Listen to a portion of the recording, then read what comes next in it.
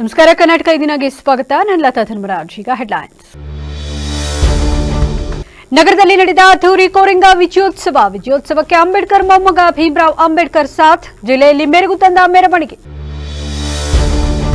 ಎಲ್ಲರಿಗೂ ಆರೋಗ್ಯ ಕಾಳಜಿ ಇರಲಿ, ಆರೋಗ್ಯ ತಪಾಸಣೆಗೆ ಹಿಂಜರಿಕೆ ಬೇಡ. ಉಚಿತ ಆರೋಗ್ಯ ರಕ್ತದಾನ ಶಿಬಿರ ಉದ್ಘಾಟಿಸಿ ಡಾಕ್ಟರ್ ಶ್ರೀ ನಿರ್ಮಲಾನಂದನಾಥ ಸ್ವಾಮೀಜಿ ನುಡಿ.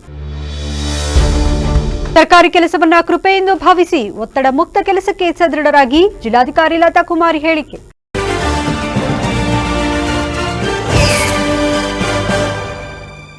ಇದೇ ಮೊದಲ ಬಾರಿಗೆ ನಗರದಲ್ಲಿಂದು ಭೀಮ ಕೋರೆಂಗ ವಿಜಯೋತ್ಸವ ಸ್ಮರಣಾರ್ಥ ಅದ್ದೂರಿ ಮೆರವಣಿಗೆ ನಡೆಯಿತು. ಅಂಬೇಡ್ಕರ್ ಅವರ ಮೊಮ್ಮಗ ಭೀಮರಾವ್ ಅಂಬೇಡ್ಕರ್ ಅವರು ಇದೇ ಮೊದಲ ಬಾರಿಗೆ ಜಿಲ್ಲೆಗೆ ಆಗಮಿಸಿ ವಿಜಯೋತ್ಸವ ಮೆರವಣಿಗೆಗೆ ಮೆರುಗು ನೀಡಿದರು. ವಿಜಯೋತ್ಸವ ಅಂಗವಾಗಿ ನಗರದ ರೈಲ್ವೆ ನಿಲ್ದಾಣದಿಂದ ಆರಂಭವಾದ ಬೃಹತ್ ಮೆರವಣಿಗೆಯಲ್ಲಿ ಸಹಸ್ರಾರು ಮಂದಿ ಭಾಗಿಯಾಗಿದ್ದರು. ಮೆರವಣಿಗೆ ಉದ್ದಕ್ಕೂ ನೀಲಿ ಬಾವುಟ ರಾರಾಜಿಸಿದ್ವು. ಡಿಜೆಯಲ್ಲಿ ಸಂವಿಧಾನ ಶಿಲ್ಪಿ ಬಾಬಾ ಸಾಹೇಬ್ ಅಂಬೇಡ್ಕರ್ ಅವರ ಕುರಿತಾದ ಕ್ರಾಂತಿ ಗೀತೆಗಳು ಮೊಳಗಿದ್ವು. ಇದೇ ವೇಳೆ ಡಿಜೆ ಸೌಂಡ್ಗೆ ವಿವಿಧ ಸಂಘಟನೆಗಳ ಮುಖಂಡರು, ಯುವಕರು ಹೆಜ್ಜೆ ಹಾಕುವ ಮೂಲಕ ಅಂಬೇಡ್ಕರ್ ಹಾಗೂ ಕೋರೆಂಗ ವಿಜಯೋತ್ಸವದ ಬಗ್ಗೆ ಘೋಷಣೆ ಮೊಳಗಿಸುವ ಮೂಲಕ ಅಕ್ಷರಶಃ ಸಂಭ್ರಮಿಸಿದರು. ಬೃಹತ್ ಮೆರವಣಿಗೆಗೆ ಕಲಾ ತಂಡಗಳು ಇನ್ನಷ್ಟು ಮೆರುಗು ನೀಡಿದ್ವು. ರೈಲ್ವೆ ನಿಲ್ದಾಣದಿಂದ ವೇದಿಕೆ ಕಾರ್ಯಕ್ರಮ ನಡೆದ ತಹಶೀಲ್ದಾರ್ ಕಚೇರಿಯವರೆಗೂ ಭೀಮರಾವ್ ಅಂಬೇಡ್ಕರ್ ಹಾಗೂ ಇತರರನ್ನ ಬೆಳ್ಳಿ ರಥದ ಮೇಲೆ ಮೆರವಣಿಗೆಯಲ್ಲಿ ಕರೆತರಲಾಯಿತು. ಮುನ್ನೆಚ್ಚರಿಕೆಯಾಗಿ ಬಿಗಿ ಪೊಲೀಸ್ ಬಂದೋಬಸ್ತ್ ಏರ್ಪಡಿಸಲಾಗಿತ್ತು. ಇದೇ ಮೊದಲ ಬಾರಿಗೆ ಭೀಮಾ ಕೋರೆಂಗ ವಿಜಯೋತ್ಸವ ಆಚರಣಾ ಸಮಿತಿಯವರು ಕಳೆದ 1 ತಿಂಗಳಿಂದ ಕಾರ್ಯಕ್ರಮಕ್ಕೆ ಶ್ರಮಿಸಿದರು. ಅವರ ಪ್ರಯತ್ನದ ಫಲವಾಗಿ ಇಂದು ವಿಜಯೋತ್ಸವ ಮೆರವಣಿಗೆ ಅದ್ದೂರಿಯಾಗಿ ಜರುಗಿತು. ನಿರೀಕ್ಷೆಗೂ ಮೀರಿ ವಿವಿಧ ಸಂಘಟನೆಗಳ ಜನರು ಆಗಮಿಸಿ ಬೆಂಬಲ ವ್ಯಕ್ತಪಡಿಸಿದರು. ಭೀಮಾ ಕೋರೆಂಗ ಒಂದು ಐತಿಹಾಸಿಕ ಹೋರಾಟವಾಗಿದೆ. ಕಡಿಮೆ ಸಂಖ್ಯೆಯ ತಳ ಸಮುದಾಯ ತಮ್ಮ ಹಕ್ಕಿಗಾಗಿ ದೊಡ್ಡ ಸಂಖ್ಯೆಯ ಬಲಾಢ್ಯರ ಜೊತೆ ಯುದ್ಧ ಮಾಡಿ ಜಯಗಳಿಸಿದ ಐತಿಹಾಸಿಕ ಹೋರಾಟದ ವಿಜಯದ ದಿನವಾಗಿದ್ದು, ಆ ದಿನದ ಅಂಗವಾಗಿ ಏರ್ಪಡಿಸಿದ ಮೆರವಣಿಗೆ ನಿರೀಕ್ಷೆ ಮೀರಿ ಯಶಸ್ವಿಯಾಯಿತು. ಮೆರವಣಿಗೆಗೆ ಭಾರತೀಯ ಬೌದ್ಧ ಮಹಾಸಭಾ, ದಲಿತ ಸಮನ್ವಯ ಸಮಿತಿ, ದಲಿತ ನೌಕರರ ಸಮನ್ವಯ ಸಮಿತಿ, ಬುಡಕಟ್ಟು ಸಮಿತಿ, SC/ST ಗುತ್ತಿಗೆದಾರರ ಒಕ್ಕೂಟ ಸೇರಿದಂತೆ 10 ಸಂಘಟನೆಗಳು ಬೆಂಬಲ ಸೂಚಿಸಿ ಭಾಗಿಯಾಗಿದ್ದವು. ನಂತರ ನಡೆದ ವೇದಿಕೆ ಕಾರ್ಯಕ್ರಮದಲ್ಲಿ ಮಾತನಾಡಿದ ಎಲ್ಲರೂ ಭೀಮಾ ಕೋರೆಂಗ ಹಿನ್ನೆಲೆ ವಿಜಯೋತ್ಸವ, ಇದರ ಪ್ರೇರಣೆಯಿಂದ ದಮನಿತರು ಸಂಘಟಿತರಾಗಬೇಕಾದ ಅನಿವಾರ್ಯತೆ ಬಗ್ಗೆ ಮಾತನಾಡಿದರು. ಈ ಸಂದರ್ಭದಲ್ಲಿ ಆಚರಣಾ ಸಮಿತಿ ಅಧ್ಯಕ್ಷ HK ಸಂದೇಶ್, ಜಗದೀಶ್ ಚೌಡಳ್ಳಿ, ಉಪಾಧ್ಯಕ್ಷರಾದ ಅಂಬುಗ ಮಲ್ಲೇಶ್, ಸೋಮಶೇಖರ್, ರಾಜಶೇಖರ್, ವೀರೇಶ್ ಹಿರೇಹಳ್ಳಿ ಹಾಗೂ ಜಿಲ್ಲೆಯ ಎಲ್ಲಾ ಹಿರಿಯ ಹಾಗೂ ಕಿರಿಯ ದಲಿತ ಮುಖಂಡರು, ಸಹಸ್ರಾರು ಸಂಖ್ಯೆಯಲ್ಲಿ ಕಾರ್ಯಕರ್ತರು ಭಾಗಿಯಾಗಿದ್ದರು.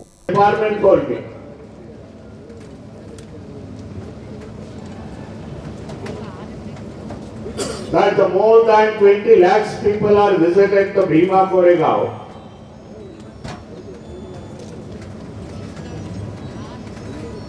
On 31st December, 1st January and 2nd January.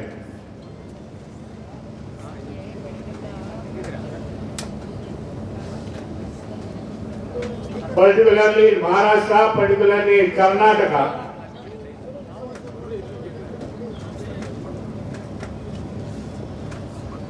And all over the state of the India.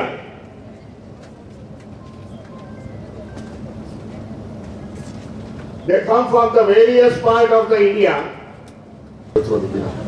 ಈ ದಿನದಂದು ನಿಮಗೆಲ್ಲ ಗೊತ್ತಿರುವಂಗೆ ಈ ದಿನದ ವಿಶೇಷತೆಯನ್ನ ನಮ್ಮ ಮುಂದಿನ ಯುವ ಪೀಳಿಗೆಗೆ ನಾವು ಮಾಡುವಂಥ ಕೆಲಸವನ್ನ ಅವರಿಗೆ ತಿಳಿಯುವಂಥ ಕೆಲಸವನ್ನ ಮಾಡುವಂಥ ಜವಾಬ್ದಾರಿ ನಮ್ಮದಾಗಿರುತ್ತೆ.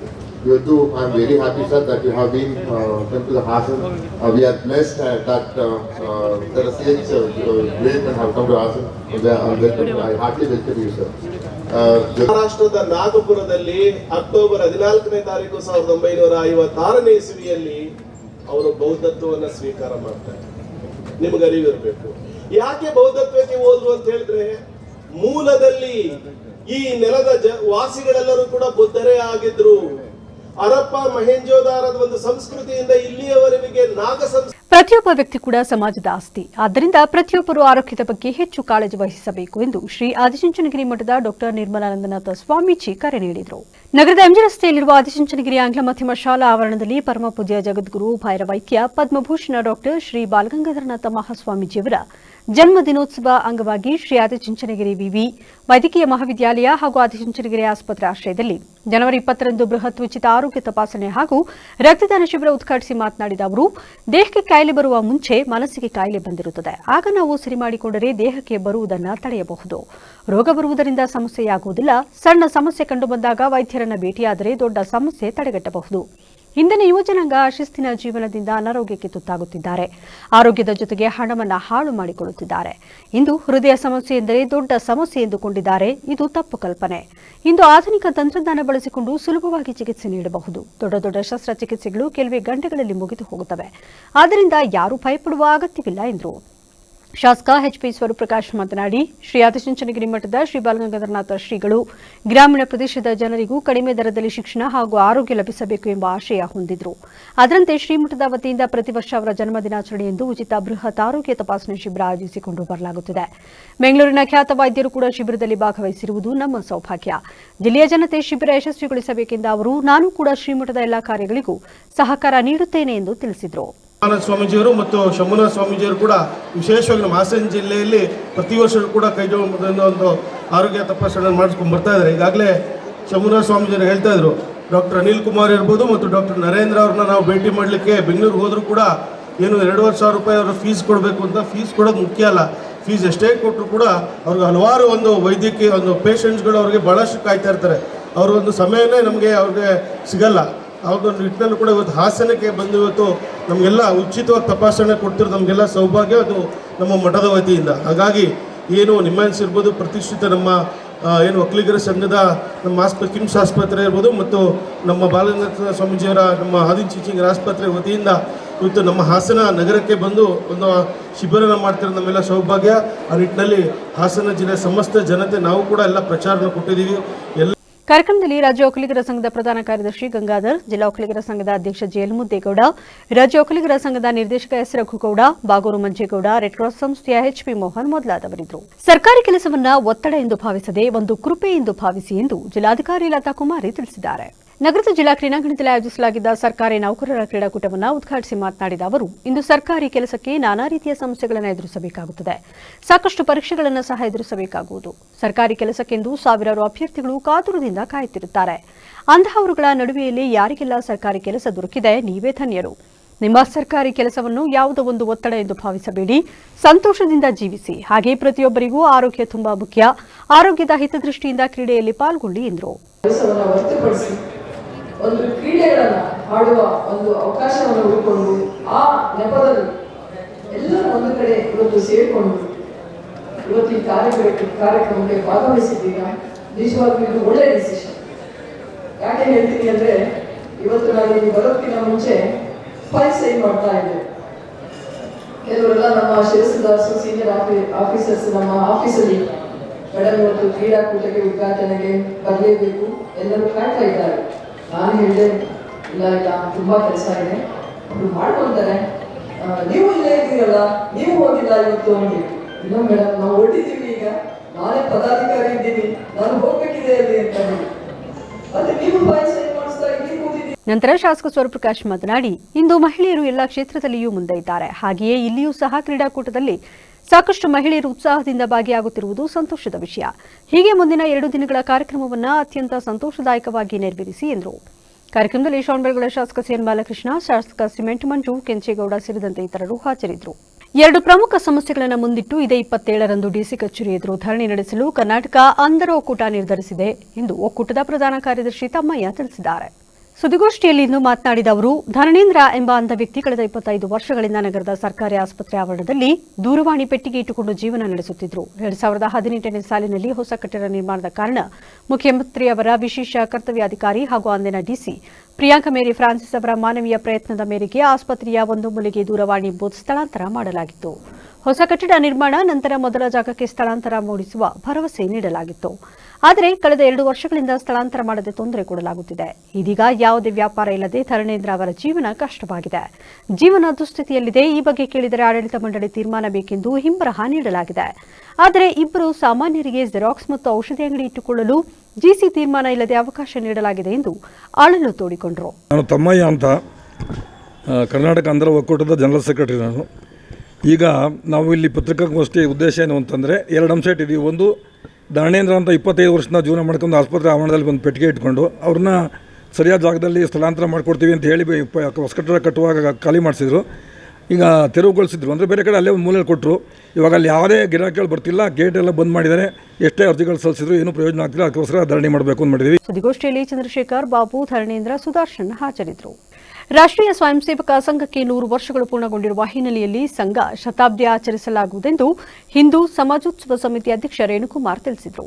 ಪತ್ರಿಕಾಗೋಷ್ಠಿಯಲ್ಲಿ ಮಾತನಾಡಿದ ಅವರು, ದೇಶಾದ್ಯಂತ ಏಕಕಾಲದಲ್ಲಿ ಕಾರ್ಯಕ್ರಮಗಳನ್ನು ಹಮ್ಮಿಕೊಳ್ಳಲಾಗುತ್ತಿದ್ದು, ಇದೇ ಸರಣಿಯಲ್ಲಿ ಬೇಲೂರು ತಾಲೂಕಿನಾದ್ಯಂತ ಹಿಂದೂ ಸಮಾಜೋತ್ಸವವನ್ನು ಆಯೋಜಿಸಲಾಗಿದೆ. ಇದರ ಅಂಗವಾಗಿ ಜನವರಿ 26ರಂದು ಬೇಲೂರಿನಲ್ಲಿ ಭವ್ಯ ಹಿಂದೂ ಸಮಾಜೋತ್ಸವ ಕಾರ್ಯಕ್ರಮವನ್ನು ಸಾವಿರಾರು ಜನರ ಭಾಗವಹಿಸುವಿಕೆಯಿಂದ ನಡೆಸಲು ನಿರ್ಧರಿಸಲಾಗಿದೆ. ಕಾರ್ಯಕ್ರಮದಲ್ಲಿ ಸ್ಥಳೀಯ ಸ್ವಾಮೀಜಿಗಳ ಉಪದೇಶ, ಧಾರ್ಮಿಕ ಸಾಂಸ್ಕೃತಿಕ ಕಾರ್ಯಕ್ರಮಗಳು ನಡೆಯಲಿವೆ. ತಾಲೂಕಿನ ಗಂಡೇಹಳ್ಳಿ, ಅರೇಹಳ್ಳಿ, ನಾಗೇನಹಳ್ಳಿ, ಬಿಕ್ಕೋಡು, ನವಿಲೆ, ಹಳೆಬೀಡು ಸೇರಿದಂತೆ ಒಟ್ಟು 8 ಕೇಂದ್ರಗಳಲ್ಲಿ ಕಾರ್ಯಕ್ರಮಗಳನ್ನು ಆಯೋಜಿಸಲಾಗುತ್ತಿದ್ದು, ಫೆಬ್ರವರಿ 1ರೊಳಗೆ ಎಲ್ಲಾ ಕಾರ್ಯಕ್ರಮಗಳು ಮುಕ್ತಾಯಗೊಳ್ಳಲಿವೆ ಎಂದು ವಿವರಿಸಿದರು. ಇಂದಿನ ದಿನಗಳಲ್ಲಿ ಹಿಂದೂ ಸಮಾಜ ವಿಭಜನೆಯಾಗಿ ಏಕತೆ ಕುಂಠಿತವಾಗುತ್ತಿರುವುದನ್ನು ಮನಗಂಡು ಸಮಾಜವನ್ನು ಮತ್ತೆ ಒಗ್ಗೂಡಿಸುವ ಕೆಲಸ ಈ ಉತ್ಸವದ ಮೂಲಕ ಗುರಿಯಾಗಿದೆ ಎಂದರು. ನಮ್ಮ ಗಮನಕ್ಕೆ ಬಂದರೆ ನಾವು ಸೀದಾ ಹೋಗ್ತೀವಿ, ಅದನ್ನ ಪೊಲೀಸ್ ಇಲಾಖೆಗೆ ಕಂಪ್ಲೇಂಟ್ ಅನ್ನು ಕೊಟ್ಟಂಥ ಕಾರ್ಯ ಆಗಬೇಕು. ಅಲ್ಲಿಂದ ತಹಸೀಲ್ದಾರರಿಗೆ ಏನು ಕಾನೂನುಬದ್ಧವಾಗಿ ಮಾಡಬೇಕೇ ವಿನಃ ಹಿಂದೆ ಏನಾಗೋದು ಅಂದರೆ ನೀವು ತುಂಬ ಅಬ್ಸರ್ವ್ ಮಾಡಿದ್ರಿ, ಹೋದಂಥ ಕಡೆ ಎಲ್ಲ ಘರ್ಷಣೆಗಳೇ ಆಯಿತು. ಆಮೇಲೆ ಬೇರೆ ಬೇರೆ ರೂಪುರೇಷೆಗಳನ್ನು ಕೊಡ್ತಕ್ಕಂಥದ್ದಾಯಿತು, ಹೋಮಗಲಗಳಿಗೆ ಕಾರಣ ಆಗ್ತಕ್ಕಂಥ ನಿದರ್ಶನಗಳಾಗ್ತವೆ. ಈಗ ಅದನ್ನು ನಾವೇನು ಮಾಡ್ತಾ ಇದ್ದೀವಿ, ಅದಕ್ಕೆ ಕಾನೂನುಬದ್ಧವಾಗಿ ಹೋರಾಟವನ್ನು ಮಾಡಬೇಕು. ನಮ್ಮ ಹೋರಾಟದಿಂದ ಹಿಂದೆ ಸರಿತಕ್ಕಂಥ ಪ್ರಶ್ನೆ ಇಲ್ಲವೇ ಇಲ್ಲ. ಈ ಸಂದರ್ಭದಲ್ಲಿ ಉಪಾಧ್ಯಕ್ಷ ಜಿಕೆ ಕುಮಾರ್, ಮೋಹನ್, ಭರತ್, ರಮೇಶ್, ರೇಖಾ, ಬಸವರಾಜು ಹಾಜರಿದ್ದರು. ಗ್ರಾಮೀಣ ಭಾಗದಲ್ಲಿರುವ ಸಮುದಾಯದ ಮನೆ ಹಾಗೂ ಮನಸ್ಸುಗಳಿಗೂ ಭೀಮಾ ಕೊರೆಂಗಾವ್ ಎಂಬುದರ ಅರ್ಥವನ್ನು ತಿಳಿಸುವ ನಿಟ್ಟಿನಲ್ಲಿ ಬಿಕ್ಕೋಡಿನಲ್ಲಿ ಹೋಬಳಿ ಮಠದ ಭೀಮಾ ಕೊರೆಂಗಾವ್ ವಿಜಯೋತ್ಸವವನ್ನು ಎಲ್ಲರ ಸಹಕಾರದೊಂದಿಗೆ ಆಚರಿಸುತ್ತಿದ್ದೇವೆ ಎಂದು ಕೊರೆಂಗಾವ್ ವಿಜಯೋತ್ಸವ ಆಚರಣಾ ಸಮಿತಿ ಮುಖಂಡ ಕೆಸ್ಗೋಡು ಪ್ರಕಾಶ್ ಹೇಳಿದರು. ಸುದ್ದಿಗೋಷ್ಠಿಯಲ್ಲಿ ಮಾತನಾಡಿದ ಅವರು, ಈಗಾಗಲೇ ತಾಲೂಕು ಮಟ್ಟದಲ್ಲಿ ಕೊರೆಂಗಾವ್ ವಿಜಯೋತ್ಸವ ಆಚರಿಸಿದ್ದು, ಅದೇ ರೀತಿ ಹೋಬಳಿ ಮಟ್ಟದಲ್ಲೂ ಆಚರಿಸಬೇಕೆಂದು ತೀರ್ಮಾನಿಸಿ ವಿಜಯೋತ್ಸವ ಆಚರಣಾ ಸಮಿತಿ ರಚಿಸಿ ಎಲ್ಲರ ಸಹಕಾರದೊಂದಿಗೆ ಜನವರಿ 21ರಂದು ಬೇಲೂರು ತಾಲೂಕಿನ ಬಿಕ್ಕೋಡಿನಲ್ಲಿ ಆಯೋಜಿಸಿದ್ದೇವೆ. ಜೊತೆಗೆ ವಿಜಯೋತ್ಸವದ ಅಂಗವಾಗಿ ಹೆಚ್ಚಿನ ಸಂಖ್ಯೆಯಲ್ಲಿ ಜನರು ಭಾಗವಹಿಸಬೇಕೆಂದು ಹೋಬಳಿಯಾದ್ಯಂತ ಎಲ್ಲ ಗ್ರಾಮಗಳಿಗೂ ತೆರಳಿ ಪ್ರಚಾರ ಕೈಗೊಳ್ಳಲಾಗಿದೆ. ಹಾಗೂ ಭೀಮಾ ಕೊರೆಂಗಾವ್ ವಿಜಯೋತ್ಸವ ರಥವನ್ನು ಬಿಕ್ಕೋಡಿನ ಮದಕಟ್ಟದಿಂದ ವಿವಿಧ ಕಲಾ ತಂಡಗಳು ನಾಸಿಕ್ ಡೋಲಿನೊಂದಿಗೆ ಸಾವಿರಾರು ಜನರೊಂದಿಗೆ ಬೃಹತ್ ಮೆರವಣಿಗೆಯಲ್ಲಿ ಬಿಕ್ಕೋಡು ಗ್ರಾಮ ಪಂಚಾಯಿತಿ ಆವರಣದ ಡಾ ಅಂಬೇಡ್ಕರ್ ಮೈದಾನದವರೆಗೂ ಮೆರವಣಿಗೆಯಲ್ಲಿ ತೆರಳಲಾಗುವುದು. ನಂತರ ವೇದಿಕೆ ಕಾರ್ಯಕ್ರಮದಲ್ಲಿ ಮೈಸೂರಿನ ಉರಿಲಿಂಗಪೆದ್ದಿ ಮಠದ ಜ್ಞಾನಪ್ರಕಾಶ ಸ್ವಾಮೀಜಿ ಹಾಗೂ ನಾಟಕ ಬೌದ್ಧ ಮಹಾಸಭಾದ ರಾಜ್ಯಾಧ್ಯಕ್ಷ ಹಾಗೂ ಬಿಎಸ್ಪಿ ಸಂಯೋಜಕ ಡಾ ಆರ್ ಮಹೇಶ್ ಸೇರಿದಂತೆ ಹೋಬಳಿ ಮುಖಂಡರು ಭಾಗವಹಿಸುತ್ತಿದ್ದು, ಈ ಕಾರ್ಯಕ್ರಮಕ್ಕೆ ಎಲ್ಲ ಸಮುದಾಯದವರು ಹೆಚ್ಚಿನ ಸಂಖ್ಯೆಯಲ್ಲಿ ಆಗಮಿಸಬೇಕೆಂದು ಕರೆ ನೀಡಿದರು.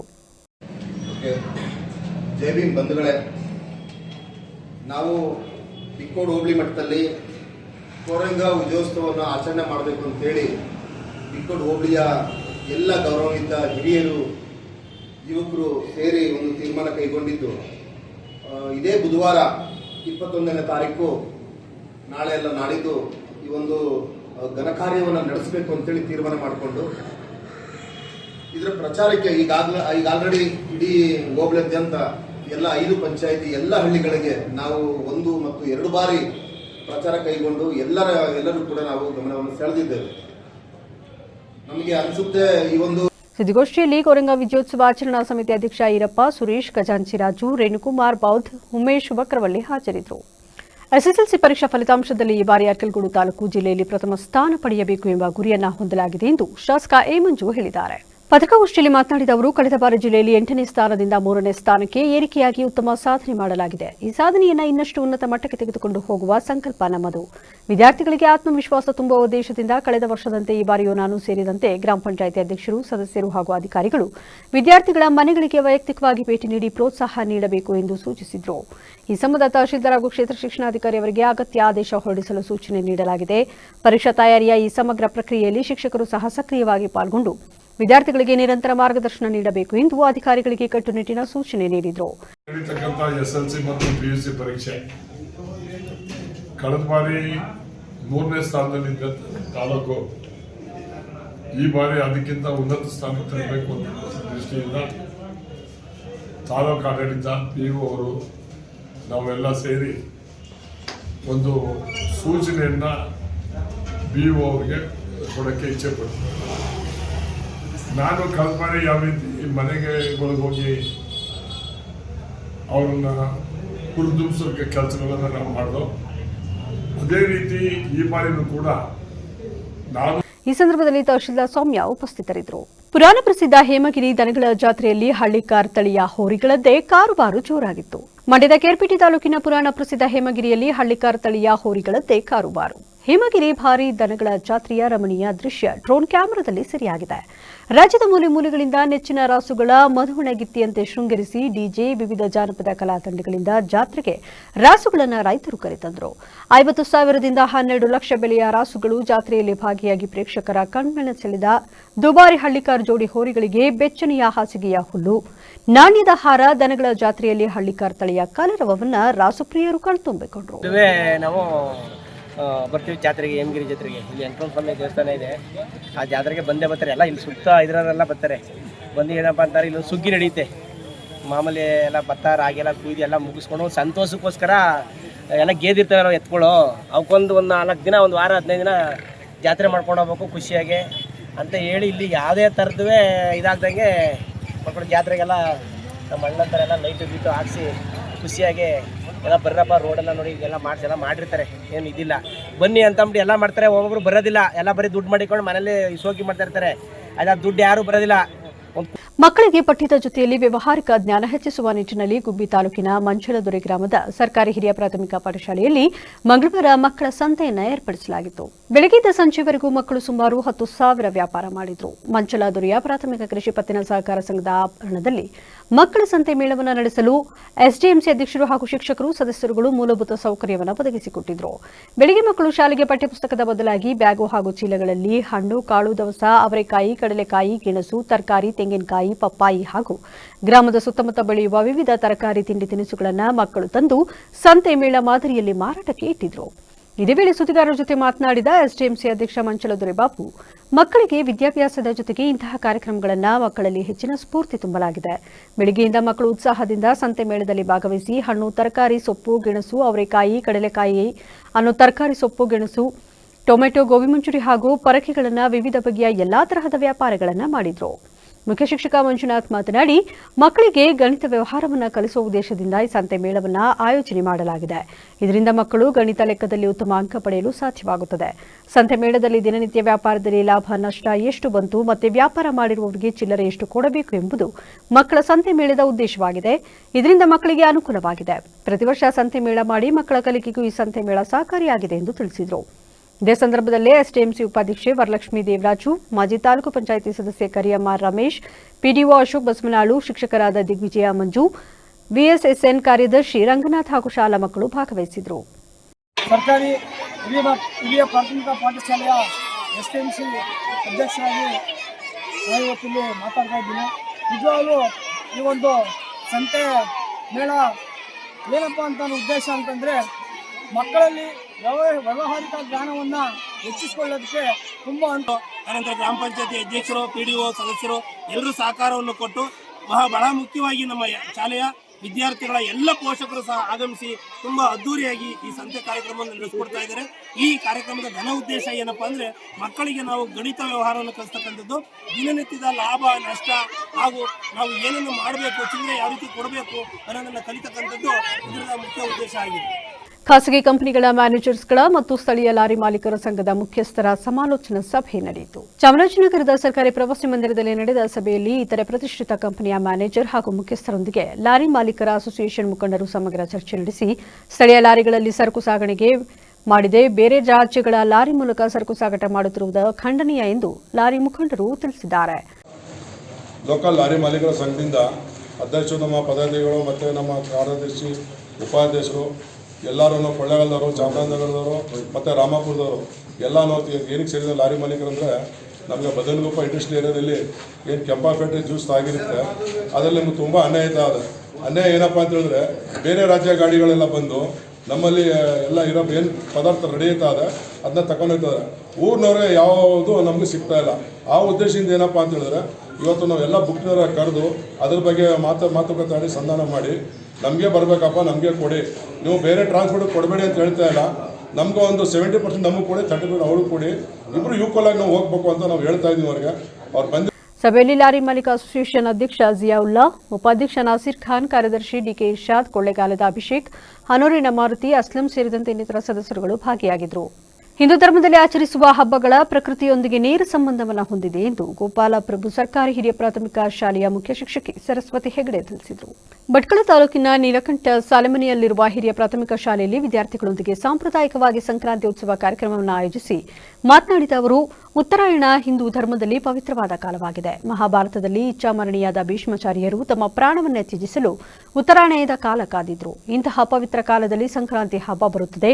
ಸಂಕ್ರಾಂತಿ ಹಬ್ಬದಲ್ಲಿ ನಾವು ತಿನ್ನುವ ಎಳ್ಳು ಬೆಲ್ಲಕ್ಕೂ ವೈಜ್ಞಾನಿಕ ಆಯಾಮವಿದ್ದು, ಈ ಸಮಯದಲ್ಲಿ ಶೀತಗಾಳಿ ಬೀಸುವುದರಿಂದ ದೇಹದಲ್ಲಿ ತೈಲದ ಪ್ರಮಾಣ ಕಡಿಮೆಯಾಗುತ್ತದೆ. ಎಳ್ಳಿನಲ್ಲಿ ತೈಲದ ಪ್ರಮಾಣ ಯಥೇಚ್ಛವಾಗಿರುವುದರಿಂದ ಎಳ್ಳು ಮತ್ತು ಬೆಲ್ಲದ ಸೇವನೆಯಿಂದಾಗಿ ದೇಹಕ್ಕೆ ತೈಲ ಮರುಪೂರ್ಣವಾಗುತ್ತದೆ ಎಂದರು. ಕಾರ್ಯಕ್ರಮದಲ್ಲಿ ಸಾಂಪ್ರದಾಯಿಕವಾಗಿ ಭತ್ತದ ಹೊಲಿಯನ್ನು ಮಾಡಿ ಸುತ್ತಮುತ್ತ ನೇಗಿಲು, ಅಕ್ಕಿಮುಡಿ, ಕೊಳಗ ಮುಂತಾದ ಸಾಂಪ್ರದಾಯಿಕ ಪರಿಕರಗಳ ಜೊತೆಗೆ ಮಕ್ಕಳು ತಂದ ಎಳ್ಳು ಬೆಲ್ಲವನ್ನಿಟ್ಟು ಸುತ್ತಲೂ ತಳಿರು ತೋರಣಗಳನ್ನು ಕಟ್ಟಿ ಪೂಜೆ ನೆರವೇರಿಸಿ ಎಳ್ಳು ಬೆಲ್ಲವನ್ನು ಹಂಚಿ ಗಾಳಿಪಟವನ್ನು ಹಾರಿಸಿ ವಿದ್ಯಾರ್ಥಿಗಳು ಹಾಗೂ ಶಾಲಾ ಶಿಕ್ಷಕ ವೃಂದದವರು ಸಂಭ್ರಮಿಸಿದ್ದು ವಿಶೇಷವಾಗಿತ್ತು. ಎಳ್ಳನ್ನು ಹಾಕ್ತೀವಿ. ಆ ಎಳ್ಳು ತೈಲದ ಅಂಶವನ್ನು ಹೊಂದಿರುತ್ತದೆ. ಈಗ ಶೀತಗಾಳಿ ಶುರುವಾಗೋದ್ರಿಂದ ದೇಹದಲ್ಲಿ ತೈಲದ ಪ್ರಮಾಣ ಕಡಿಮೆ ಆಗೋದ್ರಿಂದ ಆ ಒಂದು ಎಳ್ಳು ಬೆಲ್ಲ ತಿನ್ನುವುದರಿಂದ ತೈಲದ ಪ್ರಮಾಣ ದೇಹಕ್ಕೆ ಸಿಗ್ತದೆ. ದೇಹದ ಆರೋಗ್ಯಕ್ಕೆ ಅದು ಸಹಕಾರಿಯಾಗ್ತದೆ. ಹಾಗಾಗಿ ಅದನ್ನು ನಾವು ಬಳಸ್ತೀವಿ. ಹೀಗೆ ವೈಜ್ಞಾನಿಕವಾಗಿ ಹಾಗೂ ಧಾರ್ಮಿಕವಾಗಿ ನೋಡಿದಾಗ ಈ ಸಂಕ್ರಾಂತಿ ಕಾರ್ಯಕ್ರಮದಲ್ಲಿ ಬ್ರಿಕ್ ವರ್ಕ್ ಫೌಂಡೇಶನ್ ಸಿಬ್ಬಂದಿ ಚೇತನ್, ಶಾಲಾ ಶಿಕ್ಷಕರಾದ ತಿಮ್ಮಪ್ಪ ಗುಂಡ, ಸುಜಾತ ಪಟಗಾರ, ಶಾರದಾ ಮೊಗೇರಾ, ಶ್ರವಣಕುಮಾರ ಕಾಂಬ್ಳೆ ಮತ್ತಿತರರು ಹಾಜರಿದ್ದರು. ಮಹಾತ್ಮ ಗಾಂಧಿಯವರ ಕನಸಿನ ಗ್ರಾಮ ಸ್ವರಾಜ್ ಯೋಜನೆ ತೆಗೆದುಹಾಕಲು ಕೇಂದ್ರ ಸರ್ಕಾರ ಹೊರಟಿದೆ ಎಂದು ಸಮಾಜ ಕಲ್ಯಾಣ ಸಚಿವರು ಹಾಗೂ ಜಿಲ್ಲಾ ಉಸ್ತುವಾರಿ ಸಚಿವ ಎಚ್.ಸಿ. ಮಹದೇವಪ್ಪ ಹೇಳಿದರು. ಕೃಷ್ಣರಾಜನಗರ ತಾಲೂಕಿನ ಹಂಪಾಪುರ ಗ್ರಾಮ ಪಂಚಾಯಿತಿ 40 ಲಕ್ಷ ವೆಚ್ಚದ ನೂತನ ಕಟ್ಟಡ ಉದ್ಘಾಟನೆ ನೆರವೇರಿಸಿ ಮಾತನಾಡಿದ ಅವರು, ದೇಶದ 19 ಕೋಟಿ ಜನರು ನರೇಗಾ ಯೋಜನೆಯಿಂದ ಬದುಕು ನಡೆಸುತ್ತಿದ್ದರು. 12 ಕೋಟಿ ಜನರು ವಲಸೆ ಕಾರ್ಮಿಕರು ಕೆಲಸ ಮಾಡುತ್ತಿದ್ದರು. ಅವರ ಸ್ಥಿತಿಗತಿ ಬಗ್ಗೆ ಚಿಂತಿಸಿ ರಾಜ್ಯ ಸರ್ಕಾರ ನರೇಗಾ ಯೋಜನೆ ಬಗ್ಗೆ ಹೋರಾಟ ಮಾಡಲಾಗುತ್ತಿದೆ. ಪಂಚಾಯಿತಿ ಆಡಳಿತವನ್ನು ಕೇಂದ್ರ ಸರ್ಕಾರ ದುರ್ಬಲಗೊಳಿಸಲು ಹೊರಟಿದೆ. ಈ ಕಾಯ್ದೆ ವಿರುದ್ಧ ಜನರು ಹೋರಾಟ ಮಾಡಬೇಕು ಎಂದು ಗಾಂಧೀಜಿಯವರ ಸ್ವರಾಜ್ ಕಲ್ಪನೆಯ ಹಕ್ಕುಗಳು ಉಳಿಯಬೇಕು. ಇದಕ್ಕಾಗಿ ಎಲ್ಲಾ ಕಡೆ ಚರ್ಚೆಗಳು ನಡೆಯುತ್ತಿವೆ. ರಸ್ತೆ ಕಾಮಗಾರಿ ಸೇರಿದಂತೆ ಅನೇಕ ಅಭಿವೃದ್ಧಿ ಕಾಮಗಾರಿ ಗುಣಮಟ್ಟವಿಲ್ಲದೆ ಕಳಪೆಯಾಗಿದ್ದರೆ ಕ್ಷೇತ್ರದ ಜನರು ಪ್ರಶ್ನೆ ಮಾಡಬಹುದು. ನಾನೇ ಖುದ್ದು ಭೇಟಿ ನೀಡಿ ಪರಿಶೀಲನೆ ನಡೆಸಿ ಸೂಕ್ತ ಕ್ರಮಗಳನ್ನು ಕೈಗೊಳ್ಳುತ್ತೇನೆ ಎಂದರು. ಕೇಂದ್ರ ಸರ್ಕಾರ ಆಯ್ಕೆ ಮಾಡಿದ ಯಾವ್ದು ಬೇಕು ನಿಮ್ಮನ್ನು ಕೇಳಲ್ಲ, ರಾಜ್ಯ ಸರ್ಕಾರನೂ ಕೇಳಲ್ಲ. ಅಸೆಟ್ ಕ್ರಿಯೇಟ್ ಮಾಡಕ್ಕೂ ಇದರಲ್ಲಿ ಅವಕಾಶಗಳಿಲ್ಲ. ಇಡೀ ಪಂಚಾಯತ್ ರಾಜ್ಯದ ವ್ಯವಸ್ಥೆಯನ್ನು ದುರ್ಬಲಗೊಳಿಸಿ ಮಹಾತ್ಮ ಗಾಂಧಿ ಹೆಸರನ್ನು ತೆಗೆದಾಕಿ ಮತ್ತು ಅವರು ಅವರು ಅಧಿಕಾರದ ವಿಕೇಂದ್ರೀಕರಣದ ಬಗ್ಗೆ ನಂಬಿಕೆನೇ ಇಲ್ಲ. ಸೊ ಈ ತರ ಒಂದು ಆಡಳಿತ ಬರ್ತಾ ಇದೆ. ಅದಕ್ಕೆ ಪಂಚಾಯತಿಯವರು ಎಚ್ಚೆತ್ತು ಹಿಂದೆ ಏನು ಕಾಯ್ದೆ ಇತ್ತು. ಕಾರ್ಯಕ್ರಮದಲ್ಲಿ ಜಿಲ್ಲಾ ಪಂಚಾಯಿತಿ ಸಿಇಒ ಯಕೇಶ್ ಕುಮಾರ್, ತಾಲೂಕು ಪಂಚಾಯಿತಿ ಆಡಳಿತಾಧಿಕಾರಿ ಕೆಬಿ ಪ್ರಭುಸ್ವಾಮಿ, ಗ್ರಾಮ ಪಂಚಾಯಿತಿ ಪಟ್ಟಣಾಧ್ಯಕ್ಷೆ Vidyanarayana Shetty, taluk panchayat EO VP Kuldeep, tahsildar G Surendra Murthy ಮೊದಲಾದವರು ಹಾಜರಿದ್ದರು. ಭೂ ಅಭಿವೃದ್ಧಿ ಸಹಕಾರ ಗ್ರಾಮೀಣ ಬ್ಯಾಂಕ್ ಆಡಳಿತ ಮಂಡಳಿಯ ನೂತನ ಅಧ್ಯಕ್ಷರಾಗಿ ಅರಳಕುಪ್ಪೆ ಮೋಹನ್ ಅವರು ಅಧಿಕಾರ ಸ್ವೀಕರಿಸಿದರು. ಹಿಂದಿನ ಅಧ್ಯಕ್ಷರಾಗಿದ್ದ ಕಬ್ಬಲಗೆರೆ ಪುಟ್ಟಸ್ವಾಮಿಗೌಡ ಅವರ ರಾಜೀನಾಮೆಯಿಂದ ತೆರವಾಗಿದ್ದ ಅಧ್ಯಕ್ಷ ಸ್ಥಾನಕ್ಕೆ ಇಂದು ಚುನಾವಣೆ ನಿಗದಿಯಾಗಿದ್ದರಿಂದ ಅಧ್ಯಕ್ಷ ಸ್ಥಾನ ಬಯಸಿ ಎಸಿ ಮೋಹನ್ ಅರಳಕುಪ್ಪೆ ಅವರನ್ನು ಬಿಟ್ಟರೆ ಉಳಿದ ಯಾವ ಸದಸ್ಯರು ಉಮೇದುವಾರಿಕೆ ಸಲ್ಲಿಸಿದ ಕಾರಣ ಎಸಿ ಮೋಹನ್ ಬ್ಯಾಂಕ್ ಆಡಳಿತ ಮಂಡಳಿಯ ನೂತನ ಅಧ್ಯಕ್ಷರಾಗಿ ಆಯ್ಕೆಯಾಗಿದ್ದಾರೆ ಎಂದು ಚುನಾವಣಾಧಿಕಾರಿ ಆನಂದ್ ಘೋಷಿಸಿದರು. ಬ್ಯಾಂಕ್ ಮಾಜಿ ಅಧ್ಯಕ್ಷ ಕಬ್ಬಲಗೆರೆ ಪುಟ್ಟಸ್ವಾಮಿಗೌಡ ಮಾತನಾಡಿ, ನಮ್ಮ ಬ್ಯಾಂಕ್ನ ನೂತನ ಆಡಳಿತ ಮಂಡಳಿಯ ನಿರ್ದೇಶಕ ಸ್ಥಾನಕ್ಕೆ ನಡೆದ ಚುನಾವಣೆಯಲ್ಲಿ ಪಕ್ಷ ಬಿಟ್ಟರೆ ಆಯ್ಕೆಯಾದ ನಂತರ ನಮ್ಮಲ್ಲಿ ಯಾವುದೇ ಪಕ್ಷ ಅಥವಾ ಗೊಂದಲವಿಲ್ಲ ಎಂದರು. ಭೂ ಅಭಿವೃದ್ಧಿ ಬ್ಯಾಂಕಿಗೆ ನಡೆದ ಅಧ್ಯಕ್ಷ ಚುನಾವಣೆಯಲ್ಲಿ ಚುನಾವಣೆ ಇದ್ದು ನಾನು ನಾಮಪತ್ರ ಸಲ್ಲಿಸುತ್ತೇನೆ. ನನ್ನ ಸಹೋದ್ಯೋಗಿಗಳು ಅಂದರೆ ನಿರ್ದೇಶಕರುಗಳೆಲ್ಲ ನಾನು ಅವಿರೋಧವಾಗಿ ಆಯ್ಕೆ ಮಾಡಿರೋದ್ರಿಂದ ನಾನು ಅವರಿಗೆ ಪೂರ್ವಕವಾಗಿ ವಂದನೆಗಳನ್ನು ಸಲ್ಲಿಸುತ್ತೇನೆ. ಈ ಸಂದರ್ಭದಲ್ಲಿ ಪಿಎಲ್ಡಿ ಉಪಾಧ್ಯಕ್ಷ ಮಾರ್ಗೋನಹಳ್ಳಿ ರಮೇಶ್, ಬ್ಯಾಂಕ್ ಮಾಜಿ ಅಧ್ಯಕ್ಷ ಗಬ್ಚಲಗೆರೆಪುರ ಪುಟ್ಟಸ್ವಾಮಿಗೌಡ, ನಿರ್ದೇಶಕರಾದ ಅಣ್ಣಚಾಕನಹಳ್ಳಿ ನಾಗರಾಜೇಗೌಡ, ರಾಜನಾಯಕ, ಮಾಳಗೋರು ಜಗದೀಶ್ ಸೇರಿದಂತೆ ಇನ್ನಿತರರು ಉಪಸ್ಥಿತರಿದ್ದರು. ಚಾಮರಾಜನಗರದ ಅಹಮದ್ಪುರ ಬಡಾವಣೆಯಲ್ಲಿ ನೆನೆಗುದಿಗೆ ಬಿದ್ದಿದ್ದ ಕಾಮಗಾರಿ ಶಾಸಕ ಆರ್ ಕೃಷ್ಣಮೂರ್ತಿ ಅವರ ಸೂಚನೆ ಮೇರೆಗೆ ಇಂದಿನಿಂದ ಆರಂಭವಾಗಿದೆ. ಬಡಾವಣೆ ನಿವಾಸಿಗಳು ನಮ್ಮ ಬಡಾವಣೆಗೆ ಸಿಸಿ ರಸ್ತೆ ಚರಂಡಿ ಕಾಮಗಾರಿಗೆ ಚಾಲನೆ ನೀಡಿ 1 ವರ್ಷ ಕಳೆದರೂ ಇದುವರೆಗೂ ಯಾವುದೇ ಕಾಮಗಾರಿ ನಡೆದಿಲ್ಲ ಎಂದು ಸಂಬಂಧಪಟ್ಟ ಅಧಿಕಾರಿಗಳಿಗೆ ದೂರು ನೀಡಿದ ಮೇರೆಗೆ ಶಾಸಕರು ಗಮನ ಹರಿಸಿ ಕೂಡಲೇ ವಿಶೇಷ ಅನುದಾನ ನೀಡಿ ಕಾಮಗಾರಿ ಆರಂಭ ಮಾಡುವಂತೆ ಸೂಚಿಸಿದ ಮೇರೆಗೆ ಇಂದಿನಿಂದ ಕಾಮಗಾರಿ ಪ್ರಾರಂಭವಾಗಿದೆ. ನಗರಸಭೆ ಸದಸ್ಯ ರಾಘವೇಂದ್ರ ಮಾತನಾಡಿ, ನಮ್ಮ ಶಾಸಕರು ನಮ್ಮ 15ನೇ ವಾರ್ಡ್ ಅಭಿವೃದ್ಧಿಗೆ ಅನುಕೂಲ ಮಾಡಿದ್ದರೂ ಸಂಬಂಧಪಟ್ಟ ಅಧಿಕಾರಿಗಳ ನಿರ್ಲಕ್ಷ್ಯತೆಯಿಂದ ಕೆಲಸ ವಿಳಂಬವಾಗಿತ್ತು. ಆದರೆ ಈಗ ಸುಗಮವಾಗಿದೆ ಎಂದರು. ಬಳಿಕ ನಿವಾಸಿಗಳು ಮಾತನಾಡಿ, ಬಹಳ ತಿಂಗಳಿನಿಂದ ನೆನೆಗುದಿಗೆ ಬಿದ್ದಿದ್ದ ನಮ್ಮ ವಾರ್ಡ್ ರಸ್ತೆ ಕಾಮಗಾರಿ ನಮ್ಮ ಕೋರಿಕೆಯ ಮೇರೆಗೆ ಪ್ರಾರಂಭಿಸಲು ಕಾರಣರಾದ ಶಾಸಕ ಆರ್ ಕೃಷ್ಣಮೂರ್ತಿ ಹಾಗೂ ನಮ್ಮ ವಾರ್ಡ್ ಸದಸ್ಯ ರಾಘವೇಂದ್ರ ನಿವಾಸಿಗಳ ಪರವಾಗಿ ಧನ್ಯವಾದಗಳನ್ನು ಅರ್ಪಿಸುತ್ತೇನೆ ಎಂದು ತಿಳಿಸಿದರು. ಕೃಷ್ಣಮೂರ್ತಿ ಸಾಹೇಬರು ಬಹಳ ವಿಶೇಷವಾಗಿ ಅವರ 7 ಕೋಟಿ ಅನುದಾನದಲ್ಲಿ ಅದರ ಪೈಕಿ ತಲಾ ವಾರ್ಡ್ಗಳಿಗೆ ವಿವಿಧ ವಾರ್ಡ್ಗಳಿಗೆ 10 ಲಕ್ಷ ಹಾಕಿದ್ರು. ಅಂದರೆ ವಿಶೇಷವಾಗಿ ನಮ್ಮ ವಾರ್ಡ್ಗೆ ಮಾನ್ಯ ಶಾಸಕರು 40 ಲಕ್ಷಗಳನ್ನು ಅಭಿವೃದ್ಧಿ ಕಾಮಗಾರಿಗೆ ಹಾಕಿದರು. ಅದಾದ ನಂತರ ಮಾನ್ಯ ಶ್ರೀ ಕೃಷ್ಣಮೂರ್ತಿಜಿ ಅವರು ನಮ್ಮ ಕ್ಷೇತ್ರಕ್ಕೆ 30 ಲಕ್ಷ ರೂಪಾಯಿ ಅನುದಾನ ಕೊಟ್ಟು ರಸ್ತೆ ಕಾಮಗಾರಿ ಮತ್ತು ಚರಂಡಿ ಕಾಮಗಾರಿಗಾಗಿ ಅನುದಾನ ಬಿಡುಗಡೆ ಮಾಡಿದ್ದಾರೆ. ವಿಶೇಷ ಅನುದಾನವನ್ನು ಬಿಡುಗಡೆ ಮಾಡಿ ಈ ದಿನ ಕಾಮಗಾರಿಯನ್ನು ಚಾಲನೆ ತಂದಿದೆ. ಈ ಸಂದರ್ಭದಲ್ಲಿ ನಗರಸಭೆ ಸದಸ್ಯರು ರಾಘವೇಂದ್ರ, ಗ್ಯಾರಂಟಿ ಅನುಷ್ಠಾನ ಯೋಜನೆಗಳ ಸಮಿತಿ ಜಿಲ್ಲಾ ಉಪಾಧ್ಯಕ್ಷ ಬಸ್ತಿಪುರ ರವಿ, ನಿವಾಸಿಗಳಾದ ಸೈಯದ್ ಅಲಿ, ಮೊಹಮ್ಮದ್ ಇಬ್ರಾಹಿಂ, ಅಬ್ದುಲ್ ಕುಸುಕ್ಕೂರ್ ಹಾಗೂ ಇತರರು ಹಾಜರಿದ್ದರು. ಹಾಲು ಉತ್ಪಾದಕರ ಮಹಿಳಾ ಸಹಕಾರ ಸಂಘದ ನೂತನ ಆಡಳಿತ ಮಂಡಳಿಯ ಅಧ್ಯಕ್ಷರಾಗಿ ಬಸಮ್ಮ ನಾರಾಯಣಗೌಡ ಹಾಗೂ ನೂತನ ಉಪಾಧ್ಯಕ್ಷರಾಗಿ ಮಮತಾ ಶಿವಕುಮಾರ್ ಅವಿರೋಧವಾಗಿ ಆಯ್ಕೆಯಾಗಿದ್ದಾರೆ. ಮನ್ಮೂಲ್ ನಿರ್ದೇಶಕರ ಡಾಲು ರವಿ ಅವರ ನಿವಾಸದಲ್ಲಿ ನೂತನ ಸಂಘದ ನಿರ್ದೇಶಕರನ್ನ ಮನ್ಮೂಲ್ ನಿರ್ದೇಶಕ ಡಾಲು ರವಿ ಅವರು ಅಭಿನಂದಿಸಿ ಮಾತನಾಡಿದ ಅವರು, ಸಂಘದ ನಿರ್ಗಮಿತ ಅಧ್ಯಕ್ಷರು ಉಪಾಧ್ಯಕ್ಷರು ಸಂಘದ ಅಭಿವೃದ್ಧಿಗೆ ಪ್ರಾಮಾಣಿಕವಾಗಿ ದುಡಿದಿದ್ದಾರೆ. ಆ ಮಾದರಿಯಲ್ಲೇ ನೂತನ ಆಡಳಿತ ಮಂಡಳಿಯವರು ಸಂಘದ ಮತ್ತು ರೈತರ ಅಭಿವೃದ್ಧಿಗೆ ಹೆಚ್ಚಿನ ಒತ್ತು ಕೊಟ್ಟು ಪ್ರಾಮಾಣಿಕವಾಗಿ ಸಂಘದ ಶ್ರೇಯೋಭಿವೃದ್ಧಿಗೆ ಮತ್ತಷ್ಟು ಶ್ರಮಿಸಬೇಕು. ಸಂಘದ ನಿರ್ದೇಶಕರು ಗ್ರಾಮಸ್ಥರು ಪಕ್ಷಾತೀತ ಸಹಕಾರದಿಂದ ಅಧ್ಯಕ್ಷ ಉಪಾಧ್ಯಕ್ಷರನ್ನು ಅವಿರೋಧವಾಗಿ ಆಯ್ಕೆ ಮಾಡಲಾಗಿದೆ ಎಂದು ತಿಳಿಸಿದರು.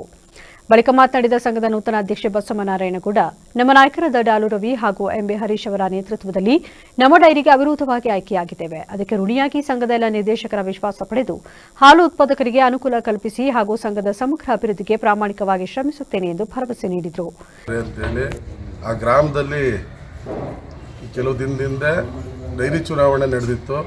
ಡೈರಿ ಚುನಾವಣೆ ನಡೀಲಿರಬಾರ್ದು ಅಂತೇಳಿ ಇಡೀ ಗ್ರಾಮದ ಮುಖಂಡರು ಮತ್ತು ಹಾಲಿನ ಉತ್ಪಾದಕರೆಲ್ಲ ಸೇರಿ ಕೂತು ಚರ್ಚಿಸಿ ಡೈರಿ ಅಭಿವೃದ್ಧಿ ಆಗಬೇಕು, ಗ್ರಾಮದಲ್ಲಿ ಡೈರಿ ಬೆಳವಣಿಗೆ ಆದರೆ ಮಾತ್ರ ಗ್ರಾಮದ ಅಭಿವೃದ್ಧಿ ಸಾಧ್ಯ ಅಂತ ಹೇಳಿ ಎಲ್ಲರೂ ಒಮ್ಮತವಾಗಿ ಪಕ್ಷಾತೀತವಾಗಿ ಜಾತ್ಯತೀತವಾಗಿ. ಈ ಸಂದರ್ಭದಲ್ಲಿ ಸಂಘದ ನಿರ್ದೇಶಕರಾದ ಮಮತಾ ರವಿ, ಪಂಕಜ ಸತೀಶ್, ಇಂದ್ರ ಸೋಮೇಗೌಡ, ಆಶಾ ಹರೀಶ್, ಮಹದೇವಮ್ಮ ಮಲ್ಲಪ್ಪ, ವರಲಕ್ಷ್ಮಿ ಕುಮಾರ್ ಸೇರಿದಂತೆ ಇತರರು ಹಾಜರಿದ್ದರು. ಕೊನೆಯಲ್ಲಿ ಮತ್ತೊಮ್ಮೆ ಹೆಡ್ಲೈನ್ಸ್. ನಗರದಲ್ಲಿ ನಡೆದ ಅದ್ದೂರಿ ಕೋರೆಂಗ ವಿಜಯೋತ್ಸವಕ್ಕೆ ಅಂಬೇಡ್ಕರ್ ಮೊಮ್ಮಗ ಭೀಮರಾವ್ ಅಂಬೇಡ್ಕರ್ ಸಾಥ್, ಜಿಲ್ಲೆಯಲ್ಲಿ ಮೆರುಗು ತಂದ ಮೆರವಣಿಗೆ. ಎಲ್ಲರಿಗೂ ಆರೋಗ್ಯ ಕಾಳಜಿ ಇರಲಿ, ಆರೋಗ್ಯ ತಪಾಸಣೆಗೆ ಹಿಂಜರಿಕೆ ಬೇಡ, ಉಚಿತ ಆರೋಗ್ಯ ರಕ್ತದಾನ ಶಿಬಿರ ಉದ್ಘಾಟಿಸಿ ಡಾಕ್ಟರ್ ಶ್ರೀ ನಿರ್ಮಲಾನಂದನಾಥ ಸ್ವಾಮೀಜಿ ನುಡಿ. ಸರ್ಕಾರಿ ಕೆಲಸವನ್ನ ಕೃಪೆ ಎಂದು ಭಾವಿಸಿ ಒತ್ತಡ ಮುಕ್ತ ಕೆಲಸಕ್ಕೆ ಸದೃಢರಾಗಿ, ಜಿಲ್ಲಾಧಿಕಾರಿ ಲತಾ ಕುಮಾರಿ ಹೇಳಿಕೆ. ಇದಾಗಿತ್ತು ಇಲ್ಲಿವರೆಗಿನ ನ್ಯೂಸ್ ಅಪ್ಡೇಟ್ಸ್. ನಿರಂತರ ಸುದ್ದಿಗಾಗಿ ನೋಡ್ತಾ ಇರಿ ವಿವಿಸಿ ನ್ಯೂಸ್. ಇದು ಜನರ ಧ್ವನಿ, ಸತ್ಯದ ಕಡೆ ನಮ್ಮ ನಡೆ.